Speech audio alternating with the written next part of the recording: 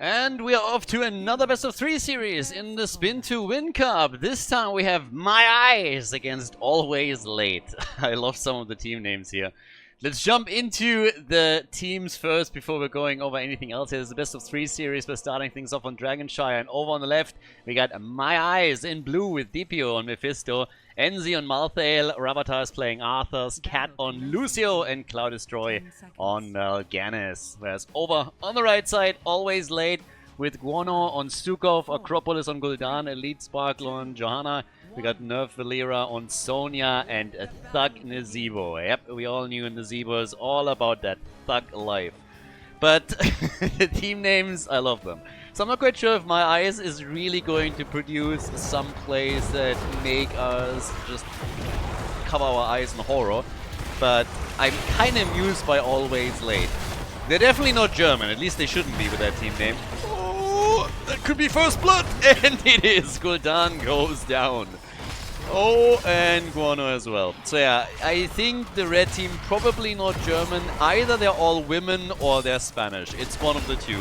The one thing that I had to get adjusted to in Spain is that time is a very fluent concept over here. And yeah, it's pretty typical that people are fairly late and don't really know how to read a watch. But yeah, anyways, a triple kill to kick the game off. So for the blue team, this is actually pretty decent. My Eyes with 3 kills starting things off here. Spin to Win Cup. If you're unfamiliar with this and you're looking at the team compositions and you're thinking to yourself, what the hell happened here? It's actually pretty easily explained.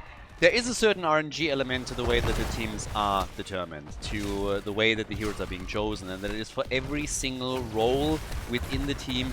You spin a wheel, the wheel giveth and the wheel taketh away. So the wheel will then give you the hero that you have to play.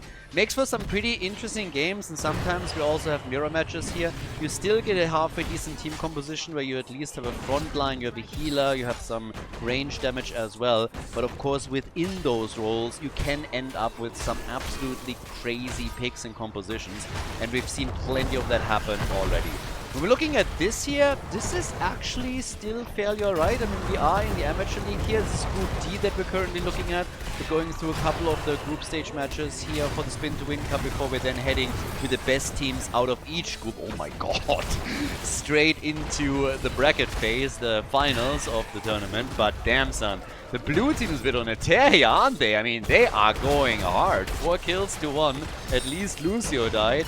But the red team is starting to have a bit of anger management issues. They just went absolutely ham on them and said, okay boys, let's wait for a second here. You got 3 kills early on, but you're not simply just taking every single camp that we're trying to get away from us. So here's the kills against the blue team. My Eyes is losing a few and also losing a huge part of their advantage.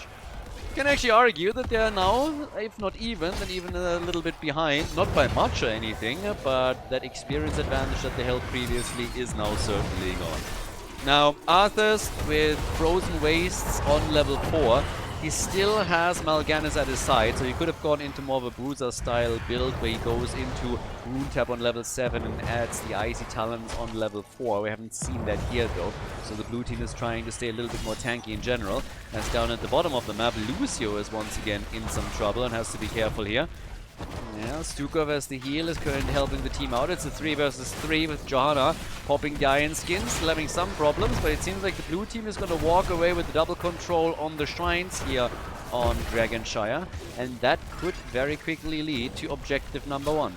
Gul'dan is trying to take over again up at the top. Arthur's already moving in and attempting to, of course, take the shrine back. Howling Blast doesn't connect here, but Acropolis is going to be able to push that lane out. You also have Sonya in the middle who can always prevent the Dragon Knight from being taken.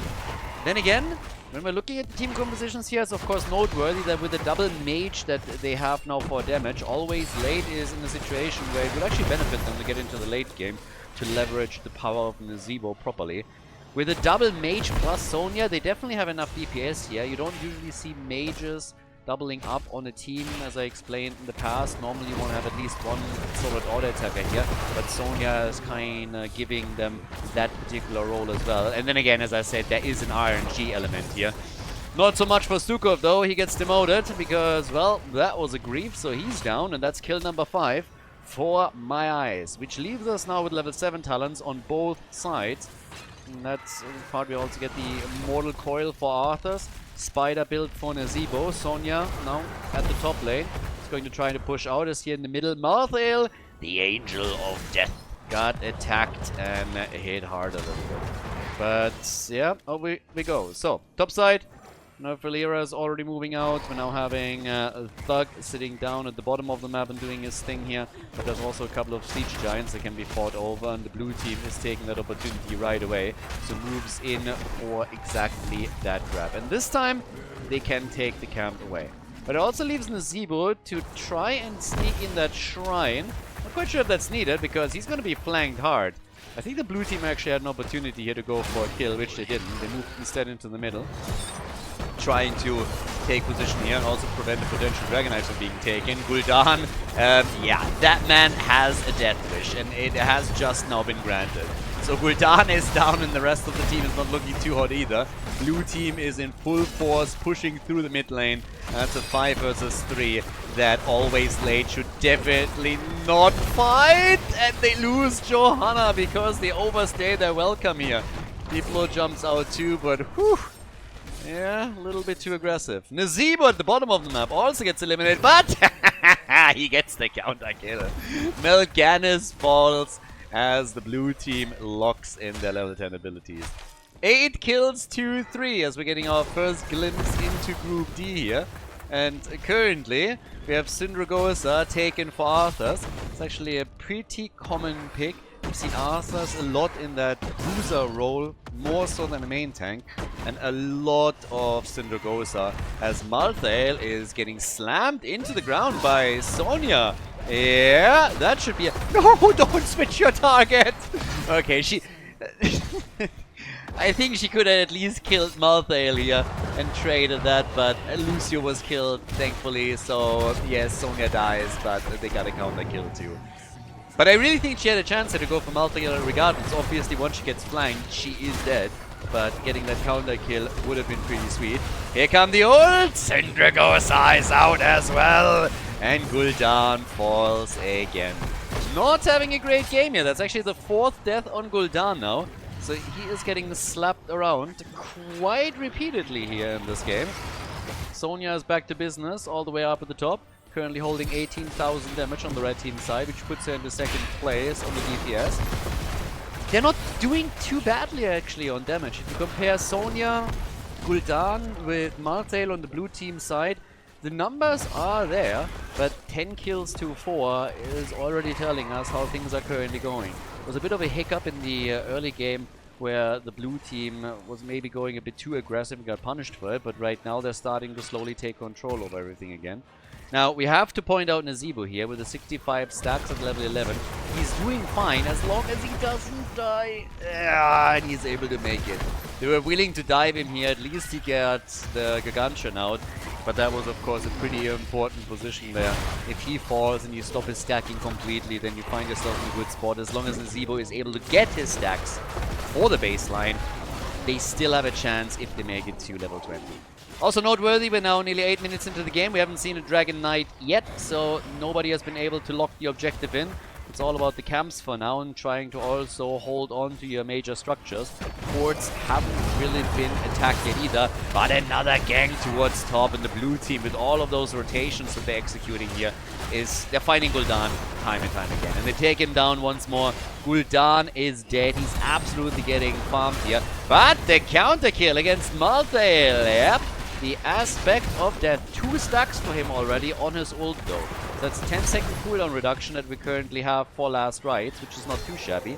And while everybody on the blue team is sitting topside, Nazeebo has a lot of time at the bottom of the map and is now also moving into the middle to deal with the next set of minions here. Also helped out a bit by Elite Sparkle.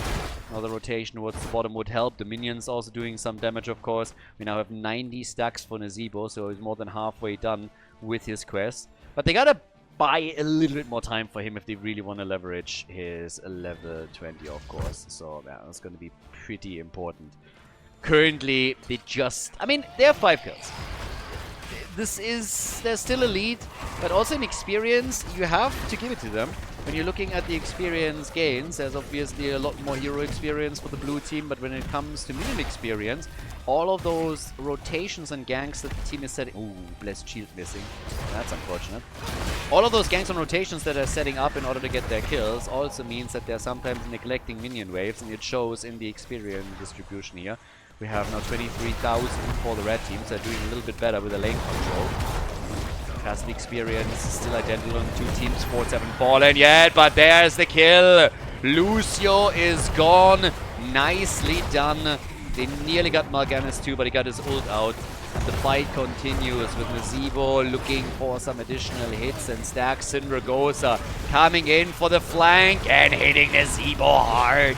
Witch Doctor might be in trouble, but so is Arthas. There's the last rights. Ice Block is out. Ah, but the ult connects, and so does, of course, Malthael, as he kills not only Stukov, but also Nazeebo. And then make... he still dies to the damage over time. He thought that he could maybe hark back in time, but yep, nope. So he's gone. Malthael gets a double kill, but dies as a result. They're diving deep for Gul'dan, who's going for a little bit of sucky to try and survive here, but hasn't gone for the drain build, so it doesn't survive. Blessed Shield is out! Jojo was hoping to maybe get enough damage out against Mephisto to get a kill, but Elite Sparkle might have just overdone it. The Howling Blast connecting could be the demise. Is Iron Shield going to come back up in time? And the answer is nope! Not going to happen. So, feeding a few more heroes into the mill here. Sonya, at least at the top, is spinning to win, and she is getting things done. Takes down that fort, as down here they're fighting it. They're still holding on to that fort, by the way. Now Destroy in some trouble, and so is Arthas. They're all getting away from this. But one fort has fallen, and it's the fort on the blue team side. Blue team has now 15 kills to 7. They have a level 16 talent advantage. Well, not anymore. Now it's even talents again. But they're holding on to the fort. Big pings are happening too. This is obviously eventually going to fall. There it is. But they held on a lot longer than expected. Now they just have to make sure that they're getting all of their heroes out. So, always late. They are holding on to this as much as they can. Stukov is down. Nazeebo is 102 stacks. Yeah, it was looking pretty decent around level 11, but since then not a whole lot has happened, to be honest with you. So, right now we're at level 16. That's 4 levels that he's missing. My boy has to step it up a little bit, because if he doesn't, then there's not going to be a whole lot going on with the Thug life. For that, you need your level 20, my friend. Then you can step it up big time. 12 minutes into the game. No Dragon Knight yet. Nazeebo gets caught. Yeah, well, that was a little bit too greedy. Moved out on the lane, didn't have any vision. So this is definitely trouble brewing. On the one hand, yes, you can still argue that maybe in experience they're only a level behind, but their ticket to a victory was always that Nazeebo level 20 in the late game, and currently it looks like this is just farther and farther away. They're 10 kills behind, the death timers matter a lot at this point. They might have taken the top side fort out, so in structures they're not trailing, but this could change very, very quickly. Rabatar over here needs to be slightly careful against Sonya. I was about to say should be fine, but maybe not. Okay, gets the death call through. That was kind of important, and gets in time to the tower, so that would have been the end of him as well.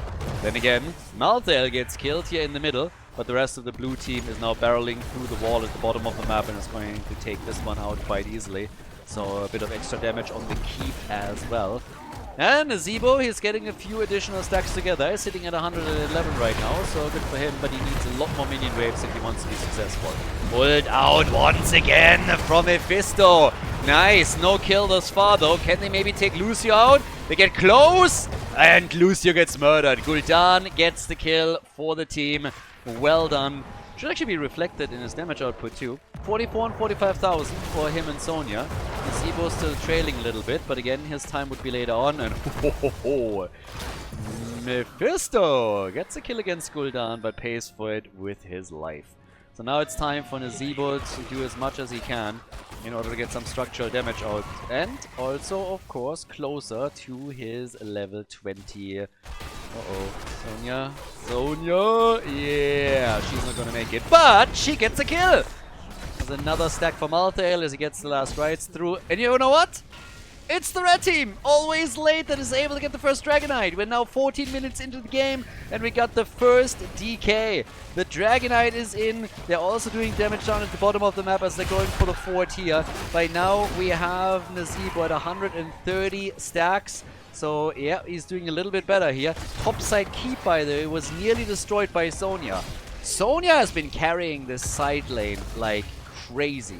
I mean, she's been doing work, and now it seems that all of the forts are going to be destroyed. Sonya might at some point be able to sneak to the top. Nazebo has gone for the Vital Infection. The only question is, are they ever going to get to that point? A little bit more survivability, theoretically, also for Gul'dan as he went into the Demonic Circle. We have Jojo with Blinded by the Light, and the blue team has, of course, also grabbed their Storm Talents. A lot of upgrades that we're seeing here, amongst others, consumed by Hatred. And with level 20 talents now on both sides, this is going to get interesting. Blue team has been dominating in the fights for a long time now, but all of a sudden, with 3 forts destroyed and the top side keep pretty low, the red team is starting to make some headway here. They're looking better and better. They're not doing too bad. Here comes Syndragosa, trying to force the fight. Sonya is on the way, but look at Lucio. Lucio, he's able to get out.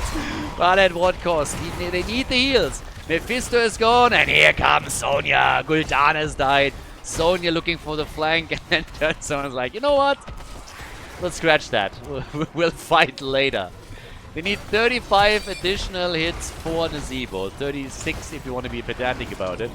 I know there's a couple of Germans sitting in front of their PC right now with a pencil and a piece of paper. And I was like, it's 40, it's 36. Not 35. No, it's 35. That's actually 32. Alright, but you got the point. Yeah, Nazebo is on the top lane. That's a huge wave that he gets here. That's actually getting him a lot closer to where he needs to be. So buying time is all that's needed at this point. So let's go for it. 20 to 12. I'm really curious who wins this now. My money was for a long time on the blue team. The biggest problem that they had is that they just couldn't control Sonya properly. But now things are getting really interesting because Nazebo could definitely turn the tides in favor of Always Late. I mean, better late than ever, right? Blue team knows it too. Look how aggressive they're already getting with their stance here. So you don't want to take every fight at this point if you're always late. The one thing that you want to prevent from happening is your opponent getting a Dragonite and going for a full sweep. If you play it a bit slower and buy yourself a little bit of time, you're going to be in a good spot. Here comes the flank, and why? It's a 5 versus 5 at least, but still, that's not necessarily a battle that you want, but they win it. They take Malthael down. Malthael is down. Here comes Syndragosa. They're still chasing. Nazebo's at 166 stacks, and he is going to get this quest completed soon, TM. They're chasing, and Malthael is back to business. No one can stop death, but they're certainly trying. Nazebo's frontlining hard, is trying to go for his new capacious main tank, was always bored in the back line. Wants a change of scenery, but Malthael gets murdered, and so does Lucio. Stukov goes down. They want the kill on the front line, and Mal'Ganis is dead as well. It's a 4 versus 2. Gul'dan survives. Mephisto falls. Gul'dan with the Demonic Circle playing. Here comes the 5-man team wipe. Nazebo nearly done with it now. They want to go for the top lane, I suppose. And this could actually be game. Absolutely insane. They're about to get a Dragonite here. And Nazebo is about to be done with his quest. He drops a couple of spiders. Quest is done. That's massive damage on the core right now. The Dragonite comes in too, and they actually pull it off. Always late with the victory. Look at that. They actually pull it off. 18 kills to 21. They're behind in the kill count, but they make it happen. They turn the game around and win the first map in the best of 3 series against My Eyes. GG and well played. Before we head into game number 2, make sure that you subscribe to the channel if you haven't done it yet so you don't miss out on any future content here on Khaldor TV. So they actually pull it off. Always Late is in the lead. They turn game number 1 around, and now we're heading to Battlefield of Eternity. The RNG. Who does it favor this time here at the Spin to Win Cup? DPO for the blue team on Brightwing. We got Enzi on Zul, Ravata on Phoenix, Cloud Destroyer is playing Teriel, and Cat on Tassadar. A little bit less of a beefy frontline that they had in the last game for sure. Always Late on the other hand, starting over on the right side of the map in red again with Guano on Stukov again. Acropolis is playing Samuro, we got Elite Sparkle on Arthas. They got Illidan and Valera, well not Valera, is playing Vala. So that is actually some pretty big RNG for them when it comes to damage against the Immortal for sure. Insta arrow build obviously, so right now here on Battlefield it's all about trying to get your stacks together for Vala now and then really try and dominate the objective. For the blue team, it must be a little bit awkward, right? They were doing so well in kills throughout the entire game. The rotational plays were really good when it came to taking heroes down. I talked a little bit about the problems that they had maintaining lane control, considering that they were doing so much rotational work to try and take some of the heroes out, so that was definitely a bit of an issue. And they didn't really capitalize on the advantages too much. Couldn't control Sonya, but it still looked for a long time like the blue team had it more or less in the back, or was at least the favorite.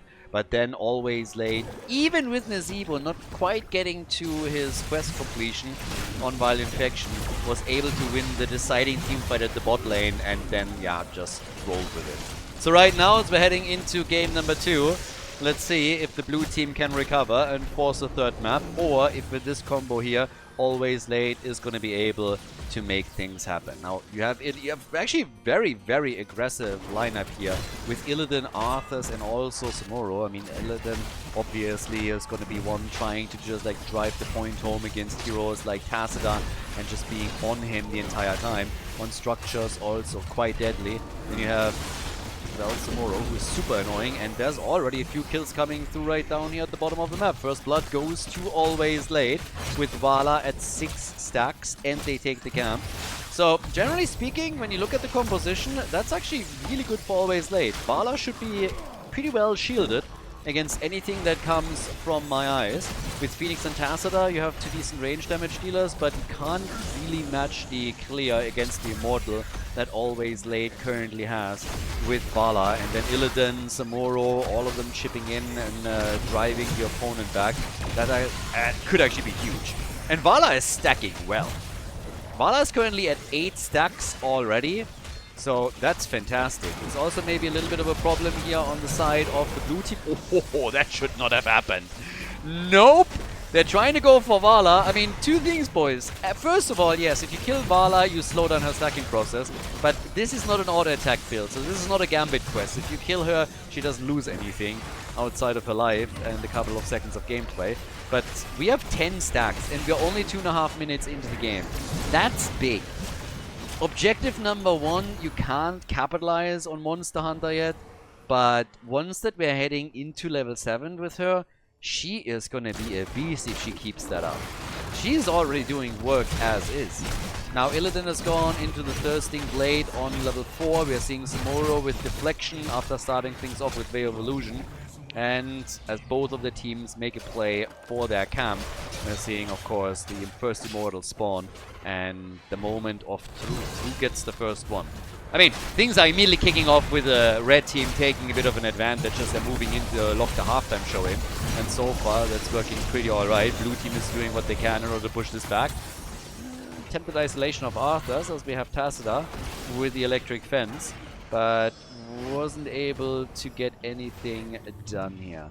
Yeah, we're seeing less and less Tassadar lately. Actually, after January 20th, he disappeared a little bit, because we've been talking in the past already how he just builds the best walls. They're amazing. He's great at building a wall. Everybody says so. And apparently has been hired by the Donald. He's helping with the wall right now, so Tassadar with a rare appearance here, helping out a little bit. Rumor has it that he has taken a day or 2 off. Daddy Elon, you know, wanted to not spend too much money, so they're just trying to slow things down a little bit, and Tassadar needed a break. So he's here with us today. Awesome. And is trying to build a couple of electric fences to isolate heroes and get some kills in. So good for him. Round of applause for Tassadar. Good to see him here. But then again, we now have 13 stacks for Vala, and there's where the level 7 now comes in. And a quick double aggression. I have to say, Nerf Valera is playing a very aggressive style that could be punished if the blue team would react immediately, but it's working extremely well. She's just like towing the line perfectly, which now resulted in 15 stacks for her as is. They already have the Immortal. To be fair, the first one hasn't gotten an immense shield that would help them to take the fort out, for example, but it's still nice for them to get a bit more momentum than they got in game number 1 right from the beginning of the game. So they get some damage in, for sure. And Vala is at 17 stacks. I mean, she goes for very, very aggressive vaults now, too. Just moves forward, gets the first arrow and vaults in, gets the second. Hasn't really been punished by it. And instead they're getting killed! She gets a double connect again! 19 stacks. Phoenix is down. Double Protoss as the backline, always a bad idea. We've talked about it in the past. Only a dead Protoss is a good Protoss. Team Zerg.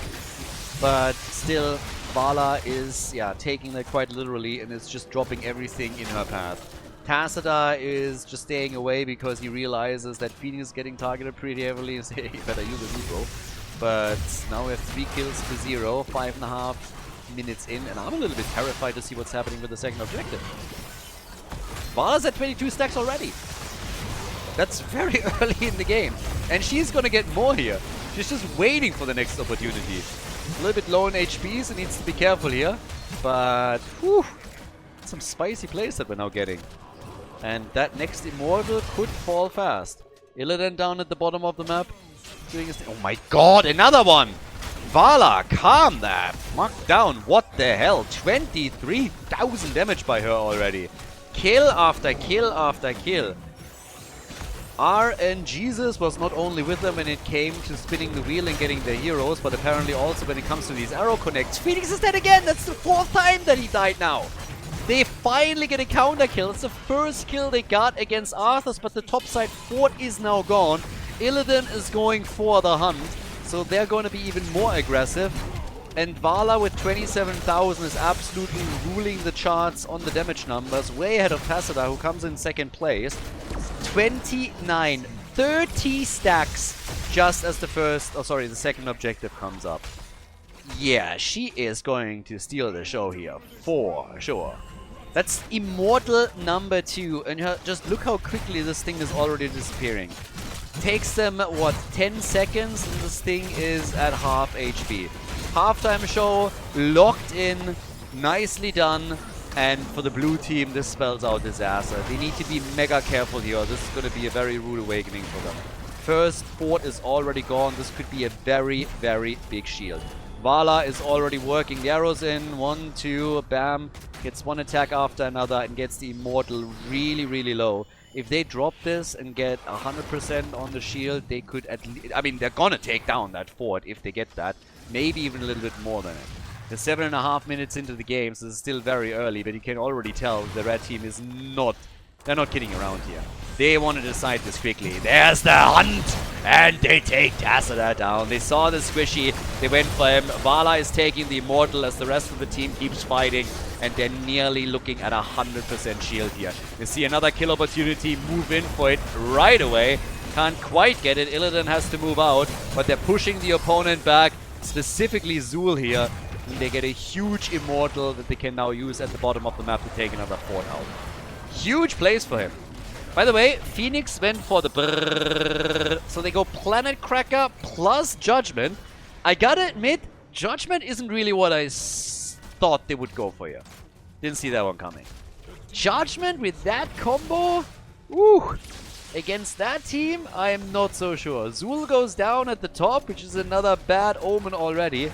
But I think Sanctification was fairly needed. They already have a very squishy front line compared to what we're seeing from Always Late. And you just know that Illidan wants to drive the bus later. Currently it's Vala who is really setting the agenda for them. But Illidan will be the one jumping in. Look how much damage they're already doing. That fort is down and the Immortal still has a shield. It's still in ranged mode. This is bad news for my eyes. I mean, I'm going to close mine in a second because I can't watch the horror show that's about to unleash here. There's the brrrr from Phoenix. It did nothing. Stukov with a double kill. Brightwing and Tassadar. They get slapped. They get slapped hard by him. Perfect play by Stukov. And that might mean that Besiege keep fall. Boy, they get kills in! Zul is down, so is Phoenix. The keep is about to get destroyed. They might just go for Kwa here. 11 kills to 1. What's happening? It's an absolute disaster for my eyes. They look poised to lock in a victory in game number 1. Then the game turned around. They lost the first map, but now it's just always late, moving in, absolutely crushing them and destroying this game. The core goes down, and what a victory by Always Late. A 2-0 in Group D of the Spin to Win Cup. GG, and really, really well done here by the red team.